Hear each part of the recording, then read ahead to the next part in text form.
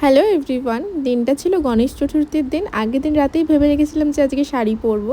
তো সেরকম সকালে উঠে শাড়ি পরে পুজো দিয়েছিলাম, কারণ আগেই বললাম আজকে গণেশ পুজো ছিল। ভাবো ভিডিওটা আমি কতদিন পর ছাড়ছি। আসলে ওই যে বললাম অনেকটাই ব্যস্ত ছিলাম, তার মধ্যে ভিডিও করা ছিল কিন্তু এডিট করে ভয়েস দেওয়াটা আর হচ্ছিল না আমার। যাই হোক, তো আজকে সময় পেলাম আর ভিডিওটা তোমাদের সাথে শেয়ার করলাম।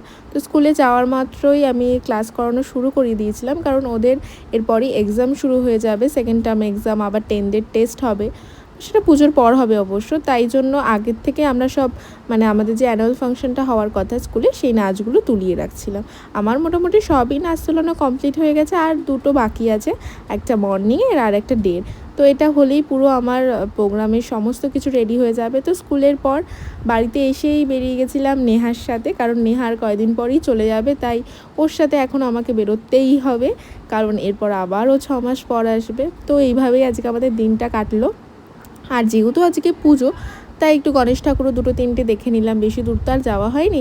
তারপর বাড়ি যেতে যেতেই নেহার ইচ্ছা হলো ও একটু আইসক্রিম খাবে, দেন আমরা আইসক্রিম নিয়ে নিলাম। তো আজকের ব্লগটা এখানেই এন্ড করছি। ভালো লাগলে অবশ্যই আমার চ্যানেলটা সাবস্ক্রাইব করে দিও। টাটা।